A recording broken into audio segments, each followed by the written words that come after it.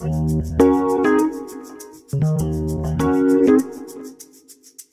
vais revenir un petit peu en arrière sur ce site et la restauration qui a été portée sur le site des Prairies de la Bouchère. Il faut savoir que COSEA et l'ISEA ont commencé à travailler sur les mesures compensatoires dès 2011 à la signature du contrat de conception-construction-concession.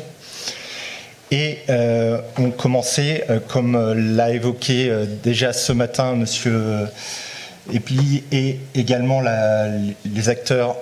Ah, c'est dans l'autre sens. Merci. Les acteurs de la première table ronde. On a commencé sur un travail en partenariat avec les acteurs locaux. D'une part, pour la recherche du foncier, et d'autre part, pour la réalisation des diagnostics, et je dirais même dans un schéma parallèle, pour la création des cahiers des charges de restauration et de gestion future, qui n'ont pas été évoqués jusqu'ici, mais c'est bien ces trois aspects concomitants qui se sont joués pendant toute la phase de mise en place des mesures compensatoires sur l'ALGV. Donc, pour la Prairie de la Bouchère, nous nous trouvons sur la commune de Vaigné, dans le département 37, avec comme APN la LPO, la CEPANT et également la Fédération de pêche. On a travaillé sur les mesures foncières avec le SEN et avec Julien Martinez, je pense qu'il est parti, mais avec donc la Chambre d'agriculture et également la SAFER. Donc le site de la Bouchère, c'est un site un peu particulier parce qu'on pourrait l'appeler Prairie de la Bouchère, mais aussi Île de la Bouchère. C'est un site qui est attenant à la trace de la LGV, qui fait 20 hectares. Voilà, on va le situer. Une vingtaine d'hectares. Donc on voit sur la partie gauche la LGV. Et c'est un site qui se décompose en deux parties. Une partie qui fait à peu près 6 hectares et qui a pu être acquis très rapidement dans le système de mise en place des mesures compensatoires. Et une autre partie qui fait une quinzaine d'hectares et qui a fait l'objet d'une maîtrise foncière par l'établissement d'un bail amphithéotique. Donc, typiquement, sur les sites de mesures compensatoires, on avait établi un cahier des charges et entre les SEN qui étaient gestionnaires des futurs sites en acquisition et COSEA, l'ISEA, pour que la restauration des sites en acquisition soit portée directement par les SEN, alors que les sites en conventionnement, eux, faisaient l'objet d'une maîtrise d'ouvrage de restauration par COSEA, et une fois la restauration finie, COSEA passait le relais à l'ISEA pour la gestion de ces sites sur la durée de concession. Comme à toute règle, il y a une exception. Quand on est arrivé sur le site de la Bouchère, il y a eu une opportunité pour COSEA de commencer à restaurer le site dès 2014. Il faut savoir qu'en 2014, on était encore sur l'établissement des cahiers des charges.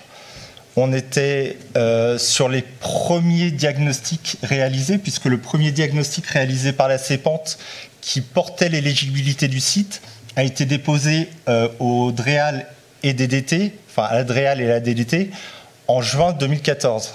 Donc on était vraiment sur les toutes premières approches de restauration de ce site qui avait été ciblé initialement pour une compensation zone humide, principalement.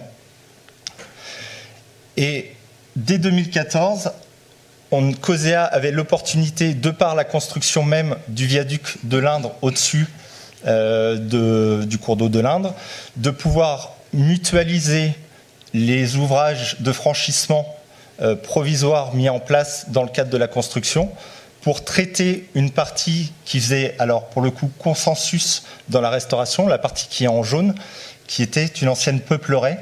Donc tous les acteurs étant d'accord pour dire que la suppression d'une peupleraie apporterait une plus-value forte dans le cadre d'une restauration zone humide, on a, en accord avec les services de l'État, pris le pas d'anticiper ces travaux et de pouvoir donc réaliser cette première partie en amont des diagnostics complémentaires réalisés et des plans de gestion que va vous présenter Fabien derrière.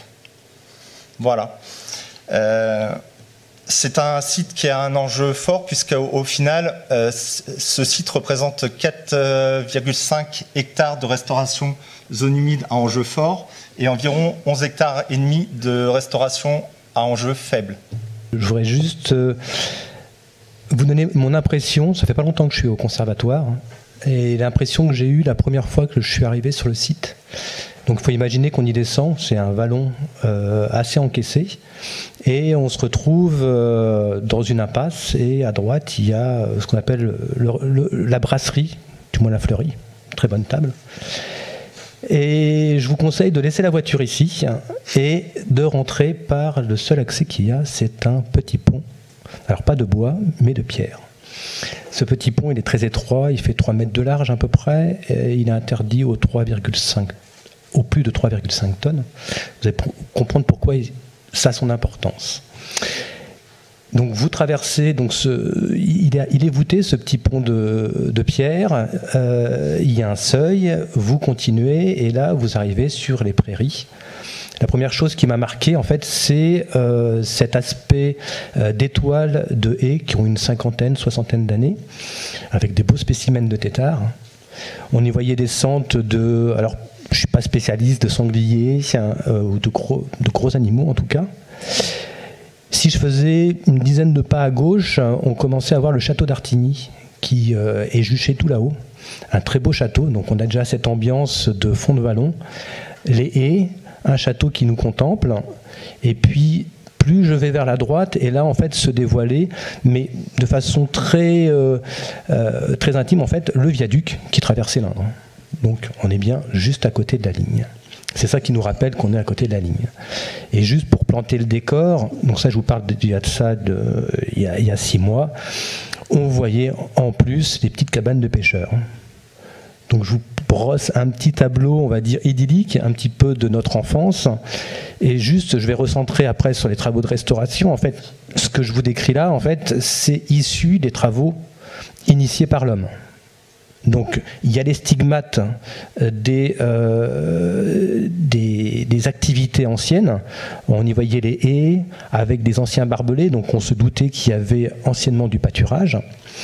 Tout ça fait que cette ambiance paysagère, ça m'a interpellé. Et je me suis dit, effectivement, ça, c'est la main de l'homme qui a fait ça. Et pour revenir à cette restauration de zones humides, effectivement, on peut entrevoir qu'une peuplerée de 5 hectares avec cet aspect linéaire et qui rend en fait ces couleurs assez sombres pouvait avoir un impact aussi paysager. Donc là, on touche un petit peu du doigt l'aspect gestion-restauration. On va toucher le paysage. On va toucher l'hydrosystème, le volet nappe alluviale, rétention d'eau, et puis on va toucher aussi le volet écologie, biodiversité. Sur cet aspect de gestion, il a fallu commencer effectivement par couper les peupliers.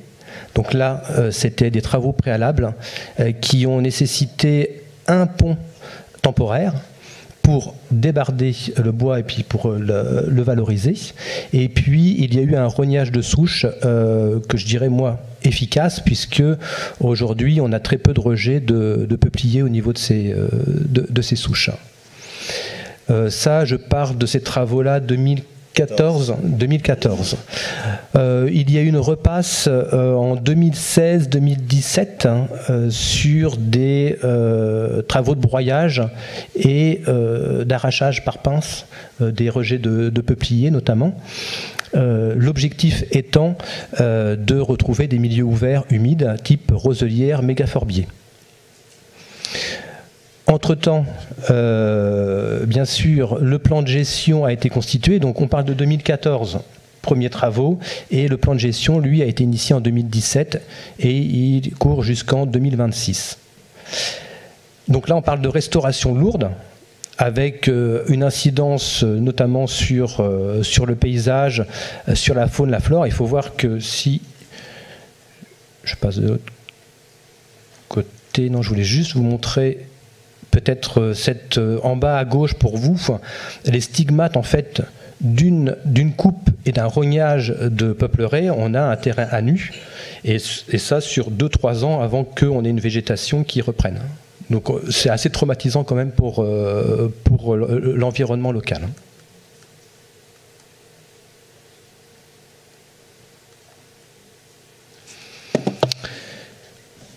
Je vous fais un petit topo. Donc, en 2010, vous voyez comment ont été conçus et exploités au niveau de la peuplerée. Et puis à droite, en 2022, donc plus de 10 ans après, on a une prairie donc, qui s'est transformée plutôt en mégaforbier et roselière.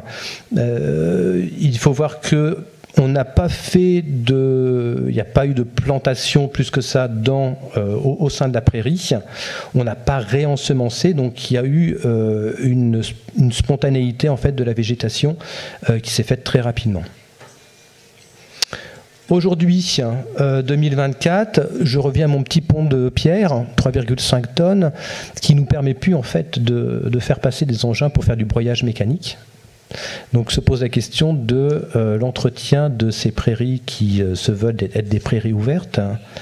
Donc la solution, c'est comme on faisait les anciens, c'est mettre du pâturage. Donc aujourd'hui, une des solutions qui est étudiée, c'est de mettre des moutons en rotation sur ce site, avec un taux de charge assez faible pour pouvoir allier à la fois la biodiversité et la gestion de cet habitat naturel.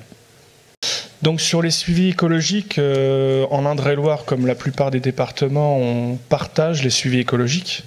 Donc nous, en Indre-et-Loire, la flore et les habitats sont réalisés par le conservatoire. Donc Fabien, tu toucheras un petit mot dessus tout à l'heure. Les oiseaux et les chiroptères, c'est la LPO Touraine, enfin Centre Val de Loire maintenant, et la CEPANTE s'occupe de tout le reste. Donc je vais vous faire un peu une revue catalogue des retours des suivis qui sont réalisés depuis 2022, donc en fonction des espèces qui ont été en quelque sorte contactées lors du pré-diagnostic, mais surtout beaucoup d'espèces qui étaient présumées plus qu'observées pendant le pré-diag qui s'est fait en 2014. Puisqu'on avait déjà des connaissances assez poussées sur ce qui se passait autour des prairies de la Bouchère. Donc la première, le castor d'Eurasie, donc une espèce un peu emblématique en région Centre-Val de Loire. D'ailleurs, c'est les 50 ans de la réintroduction de l'espèce en région Centre. C'est l'année du castor, pour info. Voilà, ça c'est dit. Donc en Indre-et-Loire, l'espèce est déjà très répandue. Donc les capacités de dispersion de l'espèce sont assez élevées. Il produit pas mal de petits, donc c'était pas une nouveauté de le voir assez rapidement sur le site. Il n'avait pas été contacté lors du pré-diagnostic. Donc là, il est bien implanté avec pas mal d'indices, des écorçages, mais aussi pas mal de tailles en crayon, des réfectoires. La seule chose qu'on n'a pas, c'est le terrier-hutte sur le site. Donc on en connaît autour, notamment au niveau du site du CEA, qui est plus en aval des prairies de la Bouchère, où il s'est fait un terrier-hutte à base de cabanes pour enfants.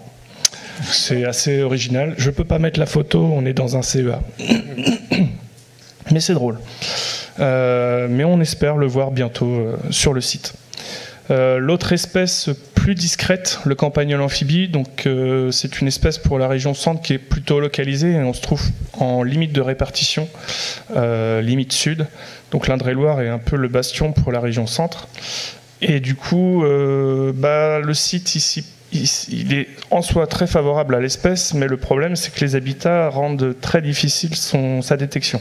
En contexte de mégaforbier, les galeries, il faut les suivre, et en fait les surfaces sont importantes. Pour trouver les crottiers, c'est pas simple. C'est beaucoup plus simple dans un cadre de carissets ou bord de cours d'eau déjà bien identifié. La troisième, la loutre d'Europe. Donc là, un contexte encore différent. On est en pleine explosion là, des effectifs en Indre-et-Loire depuis 2 ans, je dirais. Et en fait, on se trouve à la confluence de 3 fronts de colonisation. Donc le front qui vient de la Vienne, le front qui vient de l'Indre et le front qui vient du Maine-et-Loire, enfin les populations bretonnes. Donc on est un peu au centre. D'ailleurs, Le Grège avait eu à une époque l'idée de récupérer les épreintes pour faire une analyse génétique des populations. Donc, voilà. D'ailleurs, je vous ai pas ramené d'épreintes dans des assiettes, c'était pas, ça aurait peut-être fait faux. Enfin bref. On peut dire que c'est une blague qui tombe à l'eau. Donc c'est une forte espèce en expansion. Et on a trouvé, lors d'une animation, formation mammifères semi-aquatiques, la première épreinte sur le site, à proximité immédiate d'une catiche artificielle qui a été créée dans le cadre des mesures compensatoires.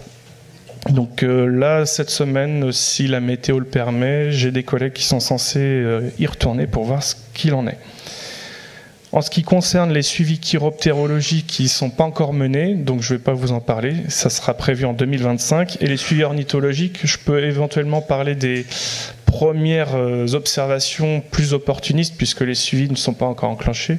Ça se fera la même année pour la LPO, en 2025. Donc le retour de la locustelle tachetée, ça c'est une très bonne nouvelle, qui en région centre est en déclin vraiment très important, ou d'autres espèces comme le bruant des roseaux qui est considéré vulnérable. Et donc ça c'est des espèces, on va dire, à fort enjeu qui ont pu être observées dans le cadre d'observations opportunistes ornithologiques. Donc en 2025, on en saura plus.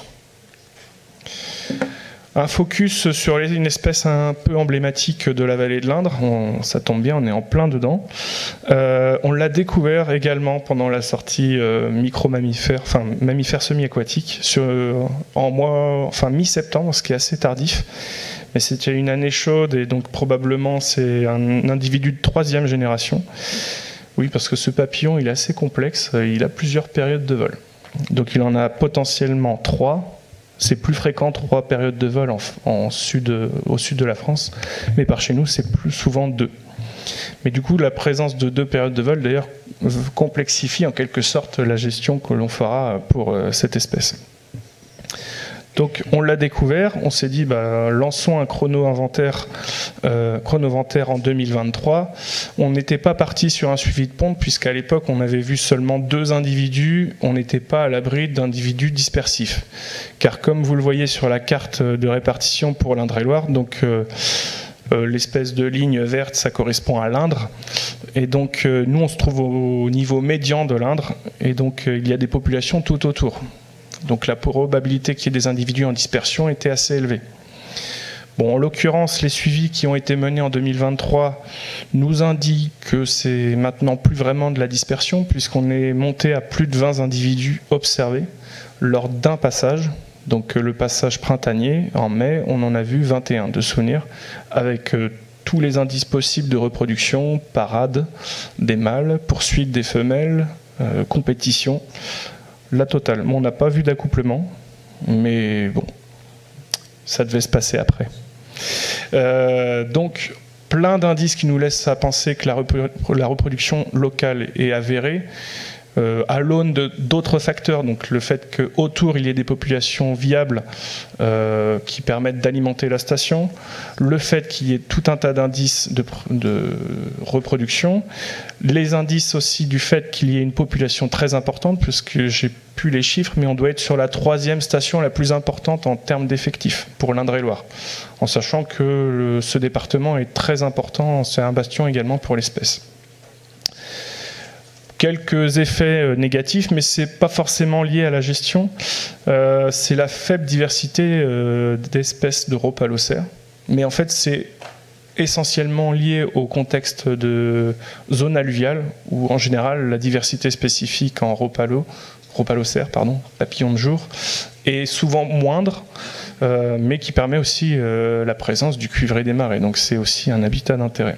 Donc vous avez la carte, notamment en bas des points de contact de cuivré des marais. On remarque que la partie à gauche, là où on voit 3 points, c'est l'ancienne peuplerée. Donc on voit que c'est en phase d'extension. Donc l'essentiel de la population se trouve plutôt sur la droite. Donc c'est quand même un bon facteur encourageant pour cette espèce. En sachant que 2 autres espèces à enjeu moyen, on va dire, ont été observées, notamment, alors en français, l'Hespérie de l'alchimie. Non, je me trompe. Des potentilles, Pyrgus armoricanus. Donc ouais, les noms français, c'est compliqué, il y en a plein. Donc voilà pour la faune. Alors ce que je peux rajouter, on en profite aussi parfois pour retourner sur les sites que l'on considère intéressants pour faire d'autres inventaires, y compris pas dans le cadre de la LGV. On a notamment mené quelques chasses de nuit hétérocères sur le secteur, ce qui a permis de trouver la noctuelle de la guimauve, qui est une espèce qui serait la 6e donnée régionale, si je ne me trompe pas. Et à l'échelle française, il y en a très très peu également. Donc comme quoi, même dans des sites qui ont été fortement remaniés, on peut trouver des espèces à enjeu très fort. Bon, après, elle pond sur la guimauve, donc elle n'est pas très compliquée non plus. Mais il y a très peu d'observations. Donc Fabien, si tu veux faire un petit mot sur la bota. Donc botanique, bon, je ne suis pas scientifique, hein, mais je me rapporte, il y a 2 espèces aussi emblématiques au niveau botanique. Il y a le pigamon jaune, mais surtout la Fritillaire pintade. Fritillaire pintade qui n'a été visualisée qu'en 2004, je crois, par M. Botté, éminent spécialiste, et qu'on aimerait bien retrouver par les méthodes de gestion qu'on aimerait bien retrouver sur le site. Donc on va la chercher cette année, hein. On va voir si elle peut se trouver. Voilà pour le volet botanique.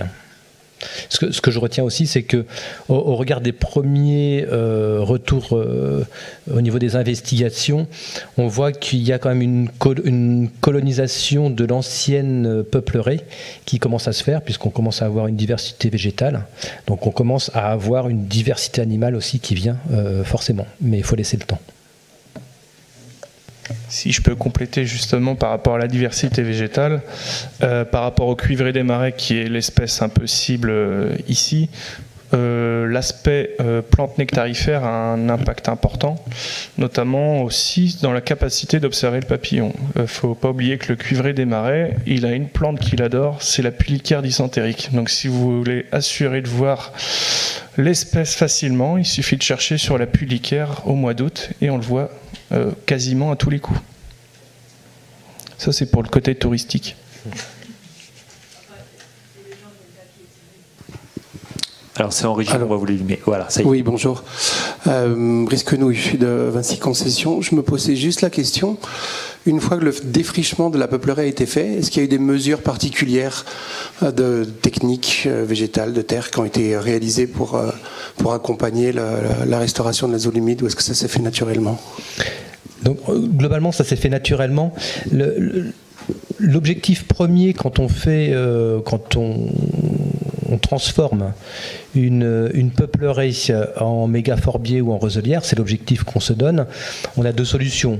On coupe, on rogne, ou on coupe et on dessouche. Donc la première solution, nous, ce qui a été préconisé, c'est de couper, dessoucher, mais dessoucher à environ 20 cm de profondeur, vraiment de façon très forte. Et ensuite, on a laissé faire. Il n'y a pas eu d'ajout de terre et de végétaux. Donc en fait, il y a eu une colonisation qui s'est faite, donc très peu les 2-3 premières années, et après ça a été de façon exponentielle. Donc il n'y a pas eu de développement d'espèces invasives Forcément. Alors, donc elles ont été traitées du coup. C'est important d'en tenir compte pour éviter en fait que ça prolifère. On a l'érable des Gundo en fait qui est sur site. Oh, c'est pas un gros invasif mais quand même. Donc ce qui est fait, c'est que là on utilise une pince pour aller en fait arracher pied à pied cette espèce. Voilà. Mais si on les prend assez tôt, on peut le gérer. Sur toute la phase travaux, donc l'accompagnement depuis la sélection du site, on a combien de personnes qui ont travaillé? Alors pour le traitement de la peuplerie, on est sur une dizaine de personnes, grosso modo. Après, sur les entreprises, il y a 4 entreprises qui ont dû intervenir, puisqu'il y a eu une deuxième phase quand même où on a remis un pont provisoire pour pouvoir enlever des broyats dans le cadre du plan de gestion. pont qu'on a mutualisé avec la réalisation d'une frayère qui est située entre le viaduc de la LGV et celui de l'autoroute A10. Donc on a aussi recréé un franchissement possible à ce moment-là qui a permis de réaliser des travaux lourds. Donc on a quand même quelque chose qui est assez important au niveau de la logistique travaux, plus dans la création de l'accessibilité que dans la gestion même des traitements, des actions de restauration sur site. D'autres questions ? Alors moi j'en ai encore une, vous évoquiez, du coup je vais me permettre, vous évoquiez les frayères à poissons, du coup ça pointe effectivement le fait qu'on est sur une zone humide, du coup forcément dépendant des évolutions climatiques avec les stress hydriques. Est-ce que c'est quelque chose que vous avez pris en compte lors de votre restauration, de se dire on va préparer effectivement cette zone humide à ce qui va se préparer, donc une période de stress hydrique plus important, donc préparer quelque part sa résilience, ou est-ce qu'aujourd'hui l'idée c'était de faire le mieux possible en se disant on verra comment après ça évolue? Ouais, bonne question. La problématique du changement climatique, je pense qu'en 2014 elle n'était pas si prégnante qu'aujourd'hui. Donc je pense que la description des mesures compensatoires ne tenait pas compte, j'en suis quasiment persuadé, du changement climatique. Aujourd'hui, la question se pose du côté du porteur de projet et de ses objectifs, puisque si changement climatique il y a rapide, on va avoir une problématique d'atteindre des objectifs, puisqu'on aura ciblé des parcelles pour certains taxons, et ces taxons vont disparaître ou régresser, non pas par une mauvaise gestion de site, mais bel et bien par le problème du changement climatique. Ce que vous êtes en train de nous dire, en fait, c'est que la dette écologique qu'on était censé compenser, en fait, elle évolue plus vite que la restauration elle-même. Moi, je pense qu'on en est à... Il va falloir revoir, je pense, cette notion de compensation et surtout des taxons cibles en fonction de l'aléa climatique. Hein, tout à fait. Et ça, juste pour dire, c'est que comme on a un tracé qui est sud-nord, ou nord-sud, comme on veut, et que les sites en gestion sont le long du tracé, en fait, on a un chapelet de réserves foncières qui font en fait qu'on a des poules de biodiversité qui vont du sud vers le nord et qui vont aider par le principe du pas japonais en fait à aider certaines espèces. Enfin, c'est ce que je me dis quand je fais mon travail, c'est-à-dire que le travail que l'on fait va aider certaines espèces à pouvoir migrer plus facilement. Ça, c'est un avantage que l'on peut voir.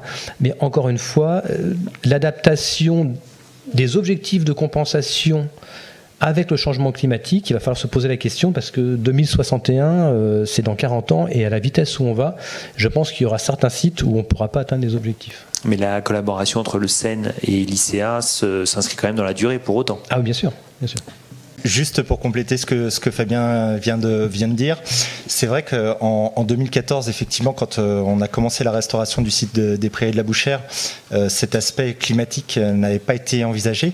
Par contre, de par l'évolution qui a été quand même un peu plus rapide dans les années suivantes, certains sites ont fait l'objet d'adaptations, où on est venu même dans des zones humides créer du décaissement pour avoir des niveaux plus bas, qui vont être forcément donc plus en eau actuellement et peut-être pas sur les substrats, enfin pas sur les niveaux d'eau qu'on attend d'une zone humide, mais qui peuvent être un peu plus résilients dans les années à venir. J'avais une petite question. Les travaux de restauration écologique ont provoqué pas mal de perturbations en matière de paysage. Est-ce que vous avez eu des réactions des riverains ou des promeneurs qui passaient par là et comment vous avez pu un peu expliquer ça ? Alors, le volet paysager, pour moi, j'y attache une importance parce que c'est dans ma sensibilité.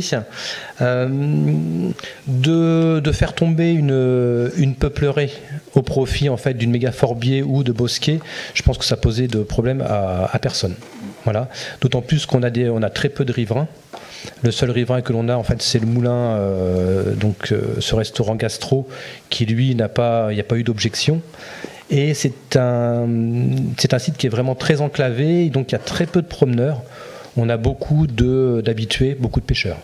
Donc l'aspect paysager ça n'a pas été un frein pour a posteriori, il n'y a pas eu de remarques particulières. Sur ce site. Oui, parce que sur d'autres, est-ce qu'il y a des actions de communication qui ont été menées en amont, quelque part pour annoncer la couleur de ce qui allait être fait? Parce que c'est vrai que quand on rase des arbres, là en l'occurrence, voilà. on pleurait, ça peut on a poser question. Très souvent la remarque, mais vous abattez des arbres. Pour faire de la restauration, abattre des arbres, c'est quand même paradoxal. Mais quand on leur dit qu'un boisement monospécifique où rien ne pousse en dessous, puisque c'est fauché entretenu, ne crée pas de diversité et de biodiversité, on arrive par la communication effectivement à faire passer le message qu'on aura peut-être effectivement un milieu qui va être changé radicalement par rapport à un boisement, mais qu'à terme on va créer une diversité qu'il n'y avait pas avec ce peuplement monospécifique. Désolé, je ne vais pas accaparer la parole, mais une question un petit peu orientée pour Laurent. On est sur un site en fait avec une diversité d'espèces qui commence à être assez correcte. Peut-être que tu me vois venir. Oui. Mais est-ce que vous avez déjà envisagé une valorisation en SNIEF de type 1 à un moment ou à un autre, ou est-ce que c'est encore trop précoce? Est-ce que c'est dans les tuyaux? Question bien orientée, Nicolas. C'est envisagé, mais pour moi c'est encore trop tôt. Dans 5 ans, on revoit, mais j'ai du mal à proposer des SNIEF à moins de 15 espèces. Et on est autour de ce nombre d'espèces, mais juste en dessous. Donc dans 5 ans. D'accord. Et en termes de diversité taxonomique inventoriée, il reste encore des compartiments à évaluer, tu penses, ou... Je pense qu'il y a pas mal d'espoir justement chez les hétérocères, mais parce que c'est un groupe qui est souvent sous-prospecté et qu'en ce moment, dans notre département, il y a une grosse dynamique où même des bénévoles s'équipent en matériel. Et donc, c'est quelque chose qu'on essaye de développer régulièrement. Alors après, les prairies de la Bouchière ne sont pas forcément un site prioritaire. On focus en ce moment sur d'autres zones humides dans le cadre d'un potentiel indicateur papillon de nuit. Un jour peut-être qui sortira. Voilà. Donc après les coléoptères, ça pourrait être intéressant. Il y a pas mal de vieux boisements, de vieux frênes têtards.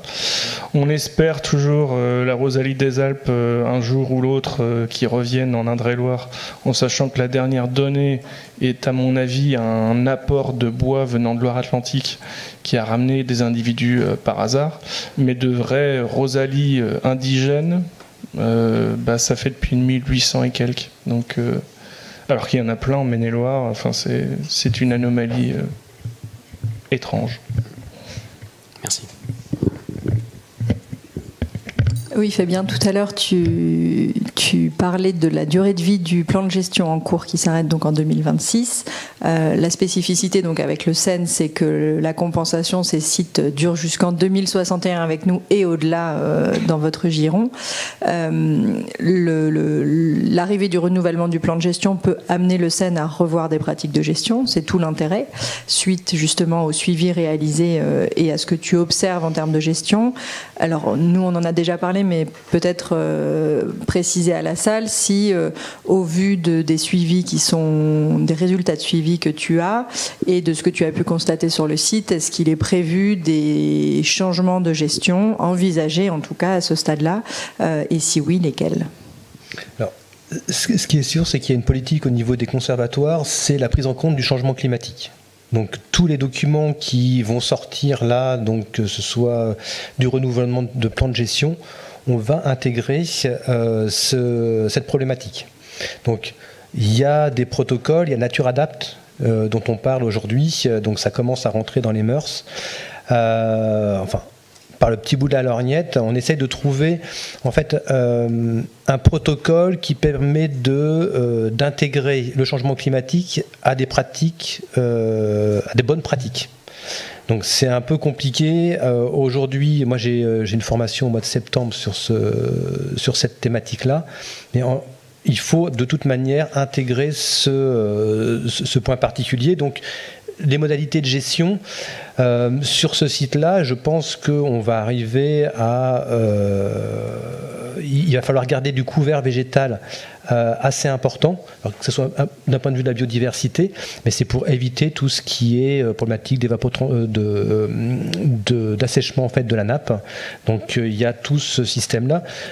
D'enlever une peuplerée au profit du mégaforbier est déjà une action contre le changement climatique, puisque on sait bien combien pompe un peuplier par jour en litre d'eau. Donc on a fait, en fait, sans le savoir, on a participé à la résilience du site.